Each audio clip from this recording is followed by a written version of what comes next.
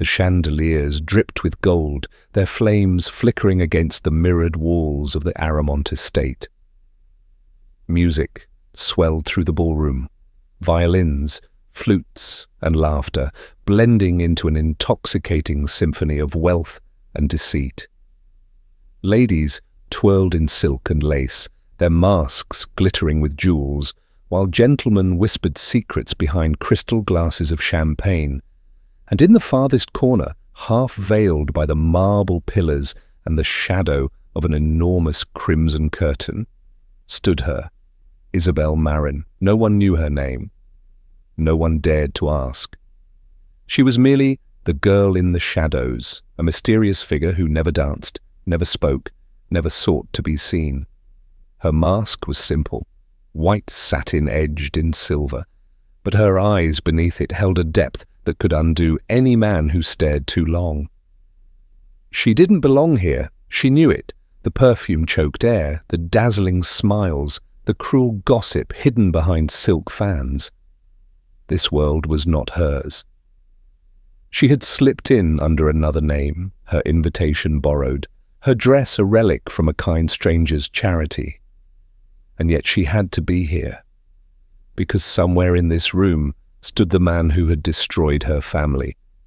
Her heart pounded as she scanned the crowd, searching for the crest embroidered in black and gold, the symbol of the Duke of Darnell. The whispers about him had reached every corner of London, a man feared more than respected, his temper as cold as the steel of his sword.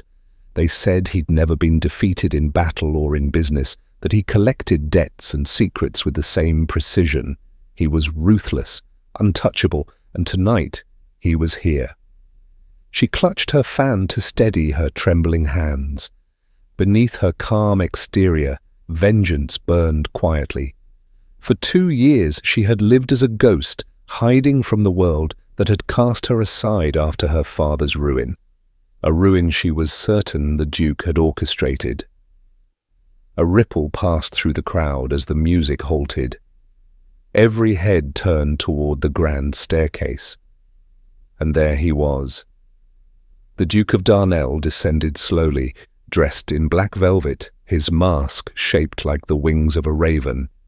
He didn't speak, he didn't need to. His presence drew silence, his power filling the room as if the air itself bent around him. Women blushed behind their fans, men stiffened, unsure whether to greet or retreat. But Isabel didn't move, her gaze locked on him, her pulse roaring in her ears. So this was the man who had taken everything, her father's honor, her family's name, her safety. And now fate had delivered her right into his world. The Duke reached the ballroom floor and began to move through the crowd with unhurried grace. Wherever he passed, people stepped aside. His eyes, sharp, assessing, the color of storm clouds, flicked from face to face. Then they stopped. On her. For an endless second, the world seemed to hold its breath. From across the room, behind 100 masks and 1,000 lies, his gaze found hers. Isabel froze. She had been careful, hidden, almost invisible all evening. But in that single glance, she knew. He saw her. Not the borrowed dress or false name. Her. The corners of his mouth twitched, a faint, dangerous curve. He began to walk toward her, each step deliberate, unhurried, like a predator who had caught the scent of something long hunted. The crowd shifted again, whispering, pretending not to stare. A duke of his stature rarely approached anyone uninvited. Isabel's breath came shallow and quick. She wanted to turn, to disappear back into the maze of corridors. But her legs betrayed her, rooted in fear, in defiance, in something she couldn't name. The music began again, a slow, haunting waltz, and just as the first note echoed, he reached her. "Why?" he murmured, his voice low and smooth. "Does the only woman in this room who hides, hide so poorly?" Her throat tightened. "I beg your pardon, Your Grace?" His eyes glittered. "You've been watching me for some time. Tell me, is it fascination or fear?" She forced a tremulous smile. "Neither, my lord. I simply admire how swiftly shadows bend when you walk through them." A flicker of surprise crossed his face, the briefest sign that her words had caught him off guard. He extended his hand, gloved in black. "Dance with me." Her heart stopped. I do not dance." "Then tonight you will learn," he said, his tone more command than invitation. "You've hidden long enough." Before she could protest, his hand closed around hers, firm, magnetic, inevitable. And as he led her into the center of the ballroom, the whispers rose like wind through leaves, the feared duke, the nameless girl, and the waltz that no one would forget. The violins swelled as they moved in perfect time. Her every instinct screamed to flee, yet his touch anchored her, cold, steady, burning, with a strange intensity. The crowd watched, but it felt as though only the two of them existed, predator and prey, bound by a rhythm neither could escape. When the music ended, he leaned closer, his breath brushing her ear. "You can hide from the world, miss, whatever your name is," he whispered. "But not from me." And before she could answer, he stepped back, leaving her trembling in the golden haze of chandeliers, her secret hanging between them like a blade waiting to fall. The ballroom buzzed long after the final note faded, yet no one dared approach the Duke of Darnell. Even as he stood among them, glass of dark wine in hand, the sea of jeweled masks curved subtly away, like ripples avoiding a stone. His power was legend, his wrath proverb. Men feared crossing him in trade or politics, and women whispered that his heart was colder than the marble halls of his estate. But tonight, that heart, if he still possessed one, had moved. The proof stood trembling near the edge of the terrace, the unknown lady he had pulled from anonymity. Every gaze slid between them, curiosity mixed with dread. Isabel felt their eyes pierce through the fragile calm she clung to. She wanted to melt into the velvet curtains, to vanish before someone recognized the truth behind her borrowed mask. Instead, she lifted her chin, refusing to show fear. "He must not know who I am," she told herself. Not yet. Through the shimmer of candlelight, she saw him watching her again. The Duke leaning casually against a marble pillar, his expression unreadable. It was the look of a man who had hunted all his life and never failed to claim his prize. "Who is she?" a countess whispered behind a lace fan. "No idea," another murmured, "but she's caught his eye. God help her." Isabel pretended not to hear. She sipped champagne she could scarcely swallow and tried to steady her breath. Yet part of her, the part still aflame with anger, wanted him to approach. She had come here for truth, perhaps even vengeance, to see him, to confront the man who had ruined her father. But not like this. Not as his next amusement.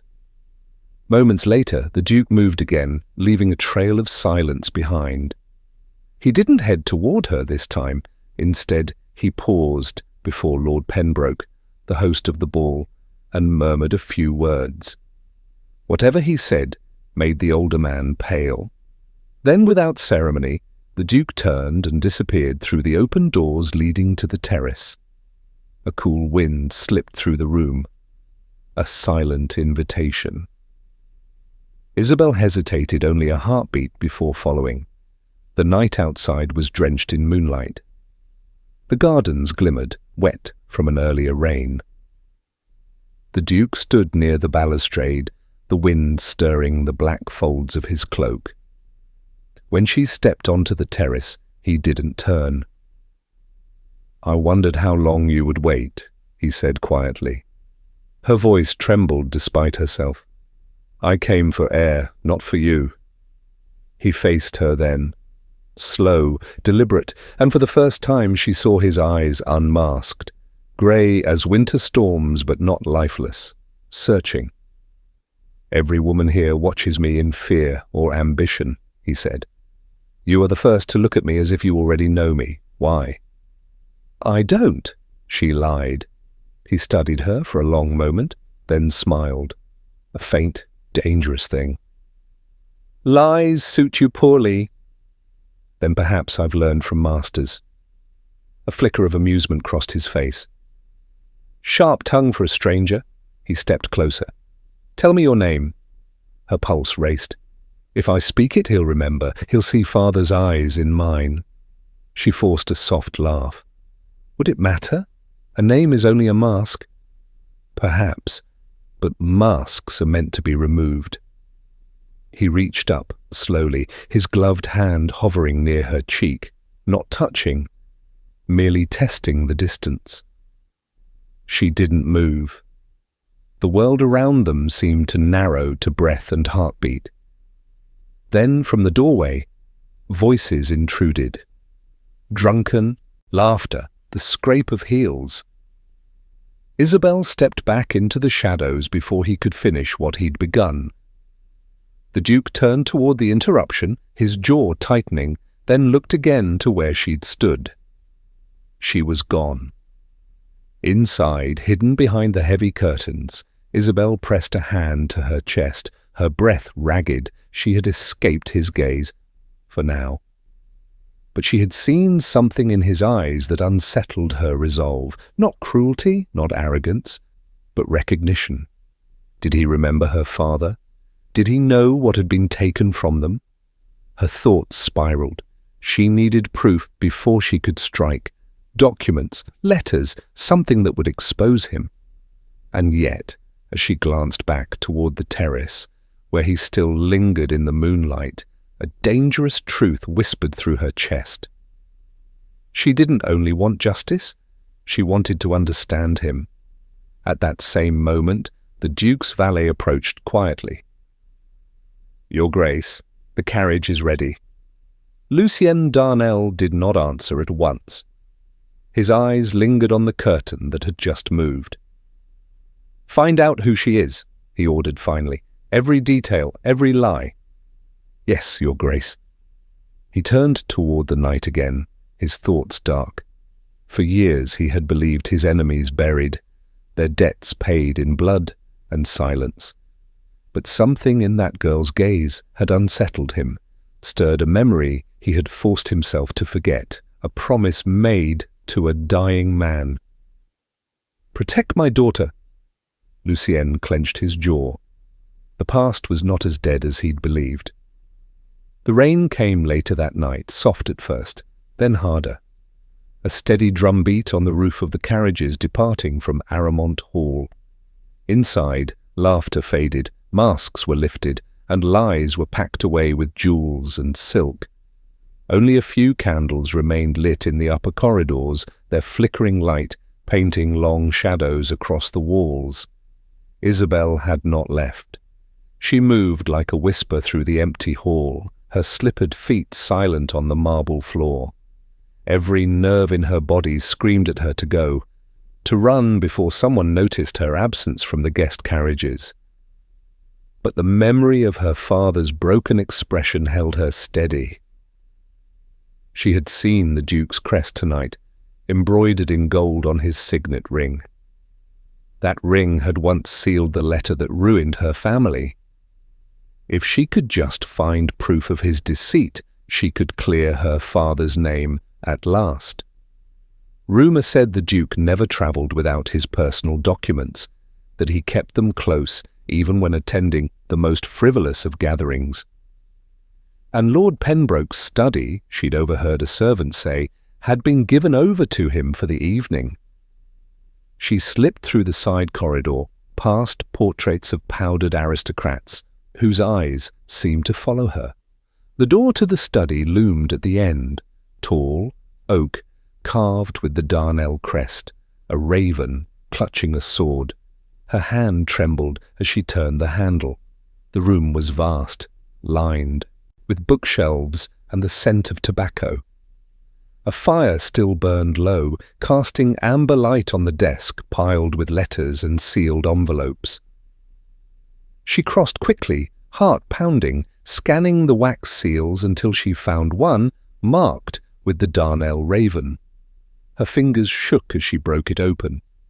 Inside was a single page, a financial ledger. At first glance, meaningless columns. But then, in the margin, she saw the signature, Edward Marin, her father's name. Her breath caught. The document proved what she'd long suspected, that the Duke had indeed financed the very scheme that had driven her father into debt and disgrace. She barely heard the door close behind her. "You should not be here." The voice, low and smooth, came from the shadows near the window. Isabel spun, the letter clutched to her chest. The Duke stood in the half-light, no longer masked, his features carved by firelight. Sharper, colder, more human than the legend she'd built in her mind. He took a slow step forward, the glint of his signet ring catching the light. "I expected many things from you, Miss Marin," he said, each word measured, "but not burglary." She froze. You knew." "I knew the moment I saw your eyes." He came closer, his expression unreadable. "Your father had the same defiance when he begged me for mercy." Her voice broke. "Mercy? You destroyed him?" He stopped just short of her, his gaze steady. "I did what duty demanded. He gambled lives he couldn't afford to lose." "You speak of duty as though it were virtue," she hissed, but all it brought was ruin. He studied her in silence, the tension between them crackling like the fire behind him. "If I meant you harm, Miss Marin," he said quietly, "you would not still be standing." "Then why not call the guards?" His mouth curved faintly. "Because I want to know what you hope to find." She lifted the letter. "The truth." He looked at it, then back at her. "And now that you have it, I'll make the world see what kind of man you truly are."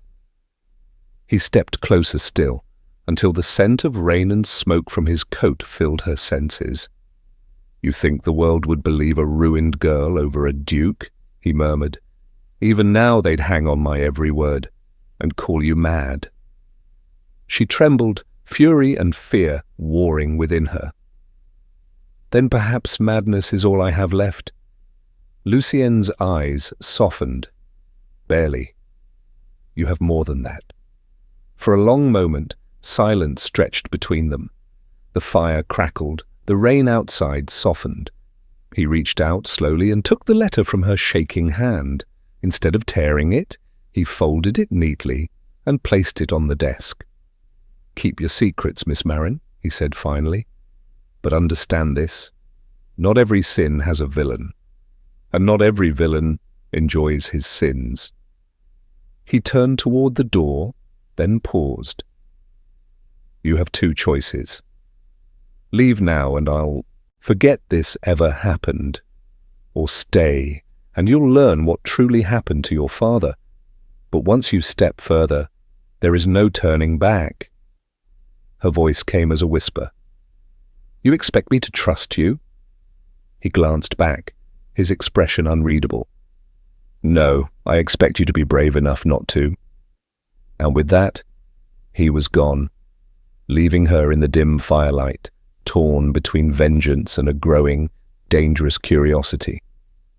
The next morning, the sun broke through the heavy curtains of her small chamber at the inn, slicing through her restless dreams. Isabel awoke with a start, the memory of the Duke's voice echoing in her mind. "Once you step further, there is no turning back." Her heart pounded as she sat up. The letter was still there, folded neatly on the desk beside her. No one had come for her in the night. No guards, no accusations, just silence. It was the silence that frightened her most, as though the Duke was not finished with her yet. By noon, a messenger arrived, a single note sealed with the Darnell crest. "If you want the truth, come to Blackthorn Manor before sunset. Come alone." Her hands trembled as she read it. Every rational thought screamed that it was a trap, that no duke would summon a woman like her without reason. But beneath the fear was a pull she could not deny. Perhaps it was foolishness, or pride, or that small, desperate hope that her father's name could still be cleared. She arrived at Blackthorn as the light began to fade. The grand estate loomed against the stormy sky, its towers black and sharp as iron, its gardens overgrown and silent. The great iron gates creaked open at her touch, as if expecting her. Inside, the air was thick with the scent of rain and ash. Paintings of long-dead Darnells lined the hallways, men and women who had stared down empires and scandals alike. At the end of the corridor, she found him. The Duke sat by the fire, his coat discarded, his sleeves rolled up, revealing the faint scars that traced his forearms. He didn't rise as she entered. Instead, he gestured to the chair opposite him. "You came," he said quietly. "I came for the truth," she replied, keeping her voice steady. He studied her, eyes dark as the storm outside. "Then you'll have it. But understand, truth seldom offers comfort." She nodded. He poured 2 glasses of brandy, though she didn't touch hers. Then, without preamble, he began. "Your father was a good man," Lucien said, his tone measured. "But he trusted the wrong people. The Darnell estates were under scrutiny. Debts, taxes, the crown demanding payments we could not meet. He offered a solution. A trade of influence for silence." Her brows furrowed. "My father was never a schemer." "No," the Duke agreed softly. "He was an idealist, and that's what destroyed him. He forged a letter at someone else's urging to divert blame from a powerful lord who'd been caught in embezzlement. The letter bore my seal." Isabel's breath caught. "You mean someone framed him?" The Duke nodded slowly. "Yes, but the man who used him was my cousin, Lord Thomas Darnell, a charming devil who fled England before the scandal could touch him. Your father took the fall, and I—" He paused, his jaw tightening. "I let him. I believed the evidence against him. I thought I was protecting my family's name." Her eyes burned. "You condemned an innocent man." "I did," he said simply. "And I've lived with that stain ever since." The weight of his words filled the room like a storm cloud. Isabel stared at him, anger and pity warring in her chest. "And now you expect forgiveness?" He met her gaze. "No, I expect nothing. I only wanted you to know that your father's ruin wasn't born of greed or weakness. It was born of loyalty to the wrong man." She rose, her voice trembling. "You could have cleared his name years ago." "I tried," he said, the first edge of emotion breaking through. "But the proof vanished when Thomas fled.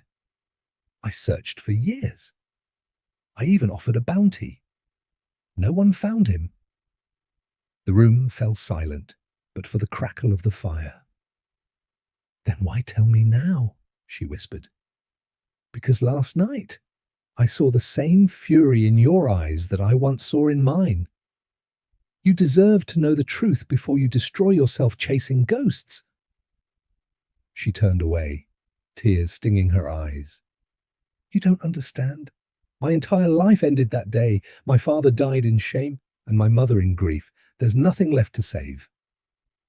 Lucien stood, his steps slow, careful, like approaching a frightened animal. "There is always something left," he said softly.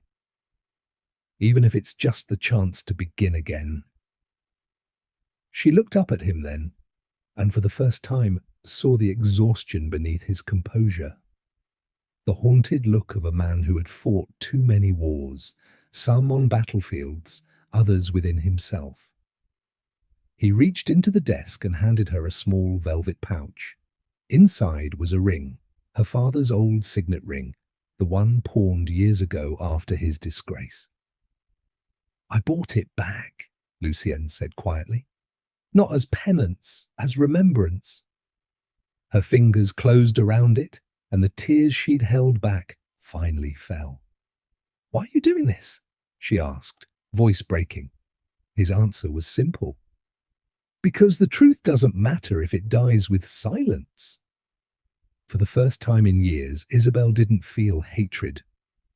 Only grief, shared, raw, and unspoken, the kind that bound two souls who had both lost everything to the same cruelty.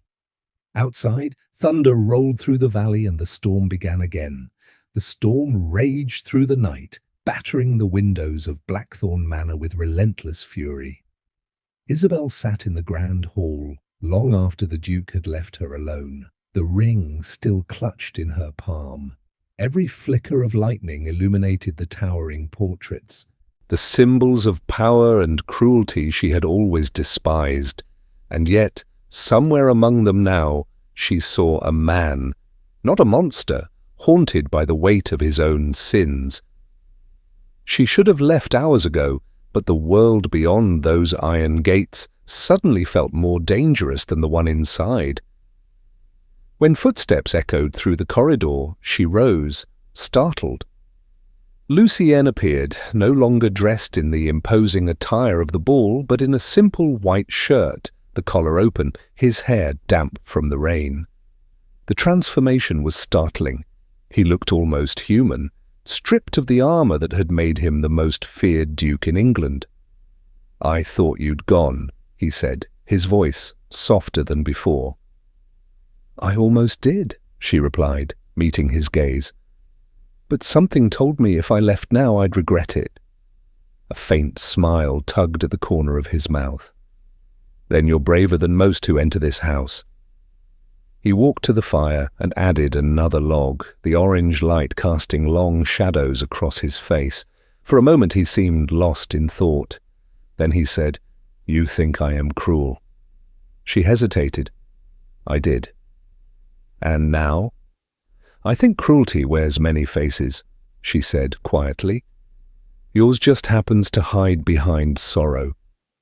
He looked at her sharply, as though her words had pierced deeper than she intended. "You speak boldly for someone who trembled before me last night." "I trembled," she said, lifting her chin. "But not from fear, from fury." He laughed then, a sound low and surprised, almost disbelieving. "You are remarkable, Miss Marin." "And you," she said, eyes narrowing, "are an enigma." He poured himself a glass of brandy and turned to her. "Let me tell you something about enigmas. They're rarely born of mystery, only pain." She watched him carefully. "Then tell me yours." He stared into the fire, the glass forgotten in his hand. "During the war," he began slowly, "I commanded a regiment at Balaclava. Men followed me into the valley of death and never returned. When I came home, they called me a hero. But I remember their faces, every one of them. Their families wrote to me, their mothers, their wives, and I could give them nothing but silence." His voice cracked at the edges, barely audible over the crackle of the flames. "I built walls around myself," he continued, "because if I let the world in again, I feared I'd destroy it too." For a long time, Isabel said nothing. Then she took a slow step forward. "And now?" He lifted his gaze to hers.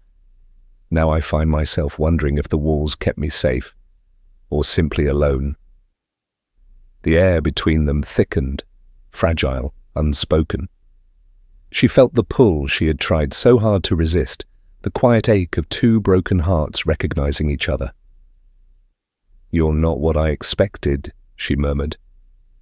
"Nor are you," he replied, his tone a mixture of admiration and warning. Their eyes locked. For a fleeting moment, the storm outside faded, and the silence between them became something electric, something alive. But then a sound shattered it. A knock echoed through the manor, loud and urgent. Lucien's expression changed instantly. The softness vanished, replaced by the cold mask of the Duke once more. He set down his glass. His voice clipped. "Stay here." She frowned. "Who is it?" "Trouble," he said simply, and disappeared into the hall. Isabel's pulse quickened. She crept to the door, peering through the crack. In the dimly lit entryway stood two men, rough, rain-soaked, and armed. One held a parchment stamped with the royal seal. She heard fragments of their exchange. "Warrant. Treason. The Duke of Darnell must come with us." Her breath caught. Treason. Lucien's voice was calm, but there was steel beneath it. "If the Crown believes I am guilty, then it will have to prove it. Until then, I will answer to no one." The guards shifted uneasily, clearly aware of the reputation that preceded him. After a tense silence, they departed, leaving the door ajar and the night howling through the entryway. Lucien turned back toward the corridor, and his gaze met hers.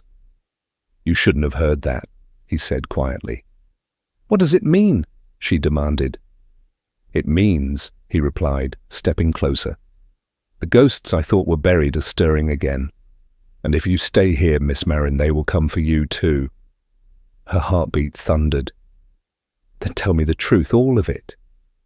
He studied her, torn, uncertain, but resolute. "Tomorrow," he said finally, "if you still wish to hear it." She wanted to protest, but his tone left no room for argument. As he turned away, she caught the faintest glimmer in his eyes, not fear, but resignation. That night, as she lay awake, listening to the storm, one thought consumed her. The Duke had saved her from ruin, confessed his guilt, and bared his pain. But now she feared he was about to lose everything, and somehow her heart was already entangled in his fate. The morning after the storm dawned cold and grey, the valley still shrouded in mist. Isabel rose before dawn, her thoughts tangled with the events of the night before. The accusation of treason had settled like a shadow over the manor, heavy and silent, and every corridor seemed to echo with unspoken dread. She found the Duke in the study, seated at his desk, surrounded by letters and maps scattered across the table. His eyes were rimmed with exhaustion, his usually composed face drawn tight with something darker. Fear disguised as resolve. "You shouldn't be here," he said without looking up. "Neither should you," she replied softly. He glanced up then, surprise flickering briefly across his features. "Defiance again. You do that often." "Only when the truth is being hidden from me." Lucien sighed and leaned back in his chair. "You won't like the truth this time, Miss Marin." "Then let me decide that," she said, stepping closer. He hesitated, then slid a folded document toward her. The parchment bore the royal seal, its red wax cracked from travel. Isabel unfolded it carefully. It was an official order accusing Lucien Darnell, Duke of Blackthorn, of aiding smugglers who had supplied weapons to the Crown's enemies during the Crimea campaign. Her breath hitched. "This is madness." "Not madness," he said quietly. "Design. Someone wants you destroyed." Lucien nodded. "Someone powerful, and they've chosen the perfect crime. One that twists the truth into something vile. I did fund transports to the east, but not for weapons, for the widows and children of the men who died under my command. The money disappeared along the way, stolen and laundered through false ledgers. Now they've turned that theft into treason." Isabel's hands trembled as she set the paper down. "Who would dare?" He gave a bitter smile. "You've already met him. At the ball. Lord Thomas Darnell." Her eyes widened. Your cousin? The same, Lucienne said grimly. The man who betrayed your father is now trying to destroy me. He's returned with friends in Parliament and the Crown's ear. To him, I am the final obstacle between him and everything this family owns. The air seemed to vanish from the room. Then why not expose him? Lucienne's voice hardened. Because I have no proof. He controls the evidence, the witnesses, even the rumour mill. Every move I make against him only tightens his snare. For a moment, neither spoke. The fire crackled faintly, the only sound in the suffocating silence. Finally, Isabel said, "Then let me help you." He looked up sharply. You? Yes, she said, her voice steady despite the tremor beneath it. He ruined my father. He destroyed your name. I have nothing left to lose. Lucienne's jaw tightened. You have everything to lose. Not if it means justice, she said. Their eyes locked. Defiance against fear, courage against reason. Slowly he rose, walking toward her, until the distance between them was barely a breath. You don't understand the cost of walking into my world, he murmured. It devours everything, innocence, trust, even the heart. Then let it devour me, she whispered, because I'm already halfway gone. His breath caught, his composure faltering for the briefest instant. For a heartbeat, the Duke's walls crumbled, revealing the man beneath. Vulnerable, scarred, and perilously close to something he'd sworn to never feel again. But just as quickly he stepped back, reclaiming his mask. If you insist on helping me, there is one thing I need you to do. What is it? There's a ledger, hidden in the old vault beneath the manor. It belonged to my father. If Thomas forged his evidence through my accounts, it will be recorded there. Then we'll find it, Isabel said, determination flaring. Lucienne's expression softened. We? She smiled faintly. You can't expect me to let you have all the danger to yourself. Something like pride flickered in his eyes. You are extraordinary, Miss Marin. And you, she said quietly, are not half as heartless as you pretend to be. He laughed softly, the sound low and rough. Be careful, Isabel. If you keep saying things like that, I might start believing them. That night, they descended into the vault beneath Blackthorn, a labyrinth of stone corridors and ancient iron doors, the air damp and cold. Cobwebs clung to the walls, and the faint echo of dripping water followed their every step. This place feels like it remembers secrets, Isabel whispered. It does, Lucienne replied. My family built it to hide gold during the civil wars, but now it hides only guilt. They reached the final chamber, a heavy iron door sealed with rusted bolts. Lucienne forced it open, and the stale air that escaped smelled of dust and decay. Inside were crates, papers, and relics of generations past. Isabel moved closer to an old chest and began sorting through the documents. Minutes turned into hours. Then suddenly, she froze. Lucienne, she whispered, all. Look! She held up a ledger, its pages yellowed but intact. On the final entry was a series of transactions and a familiar signature. Thomas Darnell. Lucienne's eyes darkened. He's buried his crimes in my father's books. He's used our bloodline to frame me. He slammed the ledger shut, fury trembling in his voice. It's over. I can prove everything now. But before Isabel could respond, the sound of boots echoed down the corridor. Lucienne's head snapped up. Someone's here! The flickering lantern light caught movement, shadows shifting in the tunnel ahead. Thomas Darnell's voice drifted through the darkness, smooth and mocking. Well, cousin, he drawled. Digging up ghosts again? How sentimental. Isabel's blood ran cold. The man who had destroyed her family and now sought to destroy Lucien's had finally come to finish what he started. The sound of boots against stone grew louder, steady, deliberate, and chillingly confident. The lantern in Isabel's trembling hand flickered, shadows leaping across the damp walls of the vault.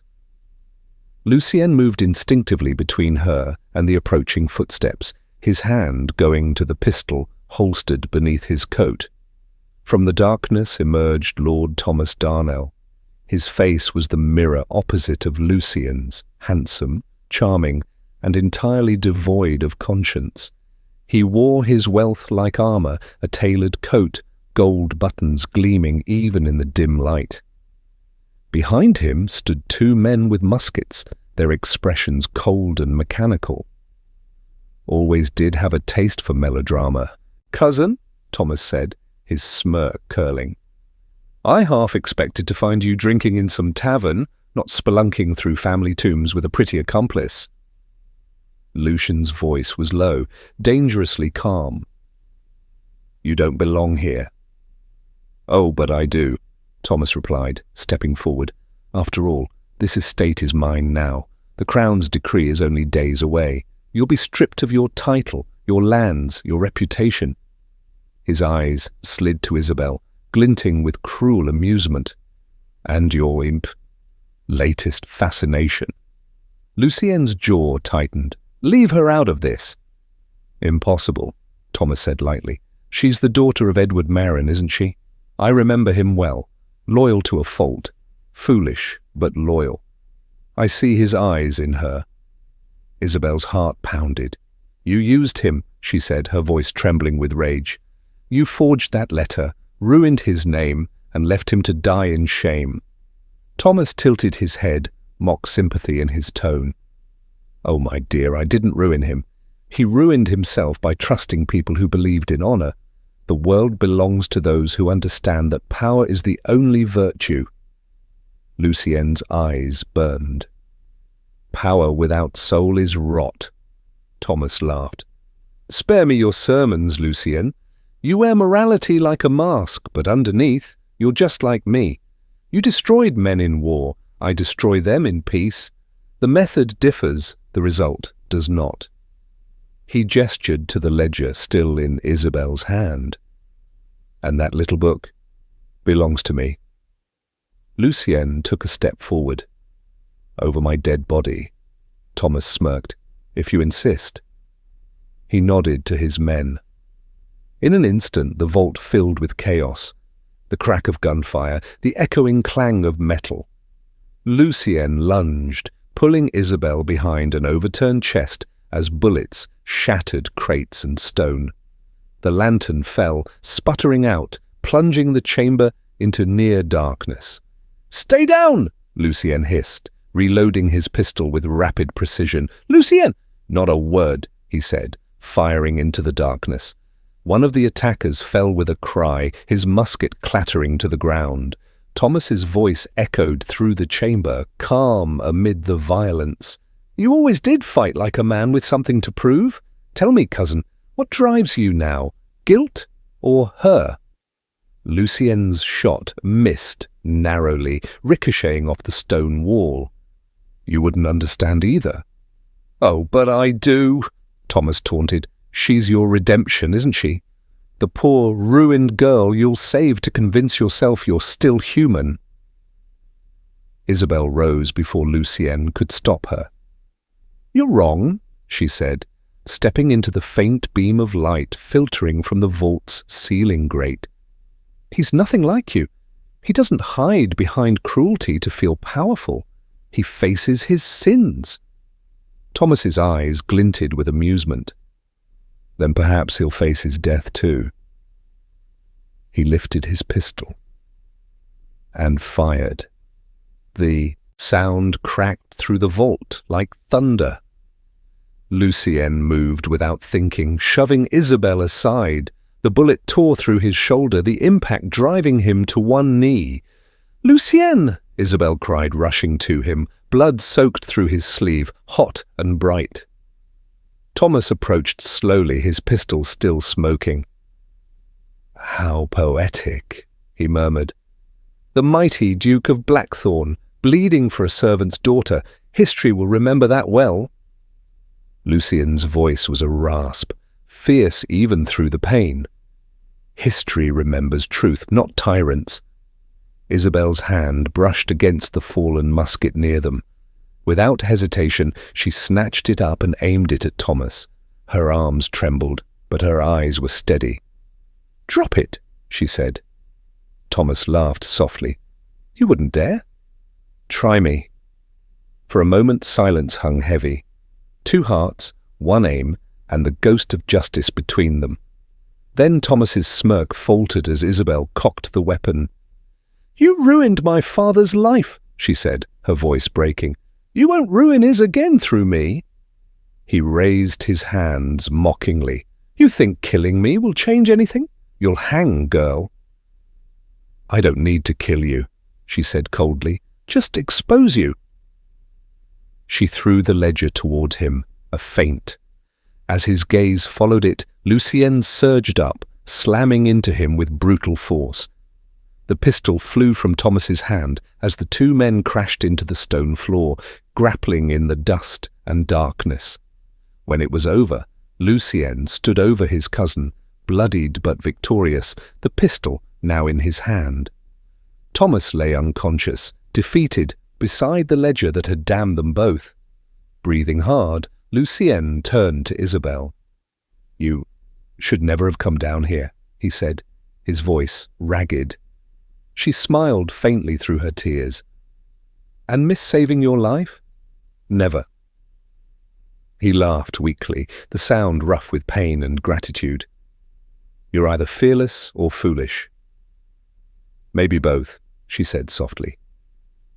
He looked at her then, really looked, and in that gaze was something raw, unguarded, and deeply human. "Whatever happens next," he whispered, "know this. I would face every shadow again if it meant finding you."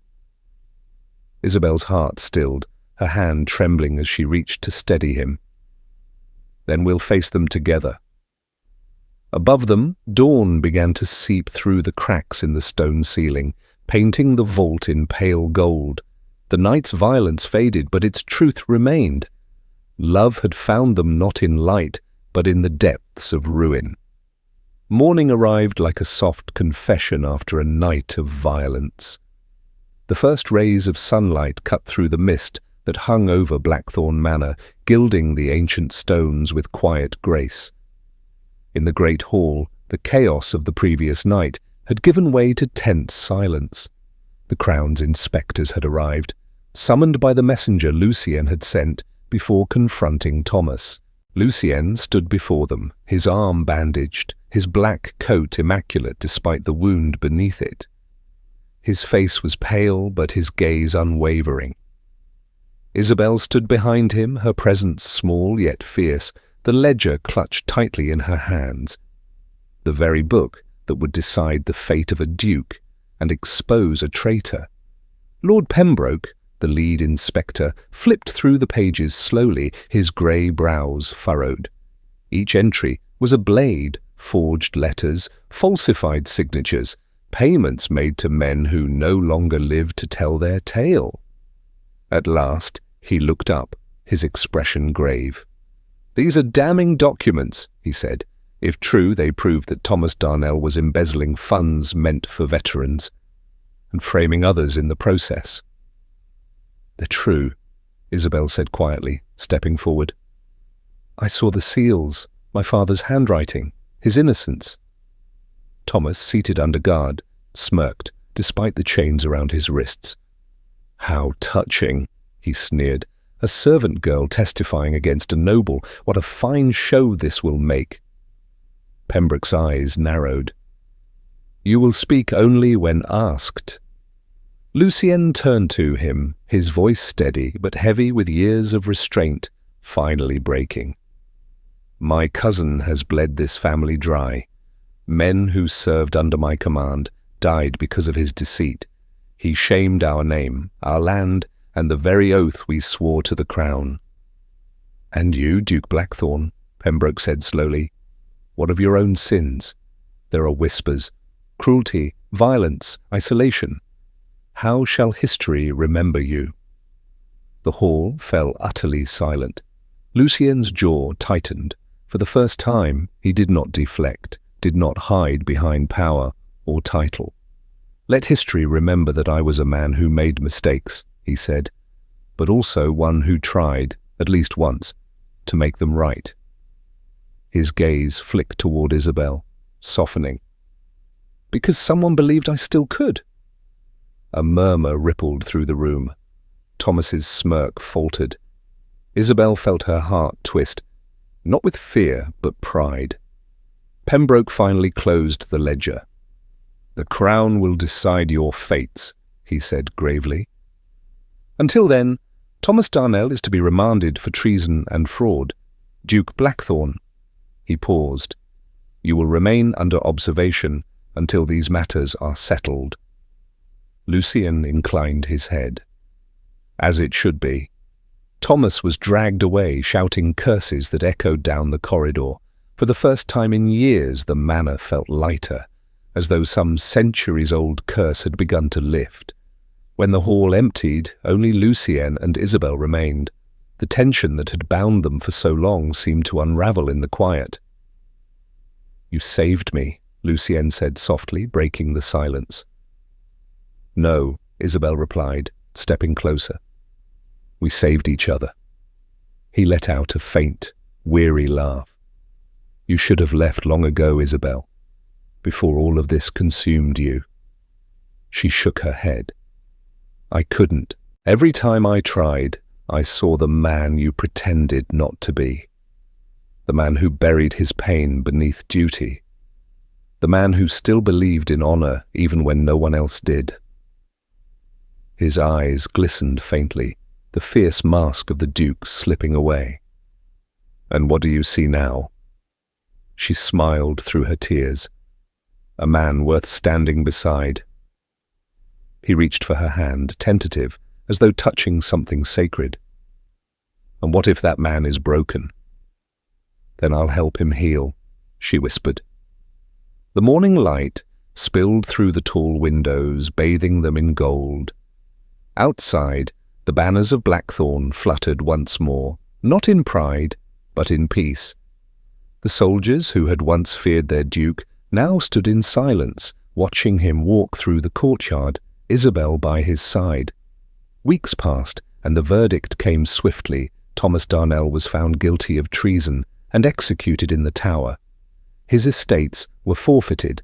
Blackthorne was restored, its lands freed from deceit and debt. Lucien declined the honours offered to him. Instead, he turned his energy toward rebuilding the manor, the village, and the lives broken by war. Isabel stood at his side, not as a servant, but as a partner in every sense. One evening, months later, the great ballroom, the same one where she had once hidden in shadows, was opened again. The chandeliers blazed with light, music floated through the air, and laughter filled the hall that had long stood silent. Lucien stood by the staircase, watching as Isabel entered in a gown of pale silver. Every head turned, but his gaze never wavered. She hesitated at the threshold, memories flooding back. The terror, the humiliation, the loneliness of that night she had hidden behind those curtains. Then his voice came, calm, steady, and full of quiet pride. "I found you," he said. Her heart stilled. This time, the words were not a command, they were a promise. She smiled, stepping toward him. "And I'll never hide again." He took her hand, leading her to the center of the ballroom. The music swelled, and as they began to dance, the crowd faded into nothing. There was only the two of them, the girl who once lived in shadows and the man who once feared the light. Every turn, every step was a confession, every look a vow unspoken. The ghosts that had haunted them were gone. What remained was love, fragile, fierce, and real. When the last note lingered in the air, Lucienne brushed a strand of hair from her face, his voice low.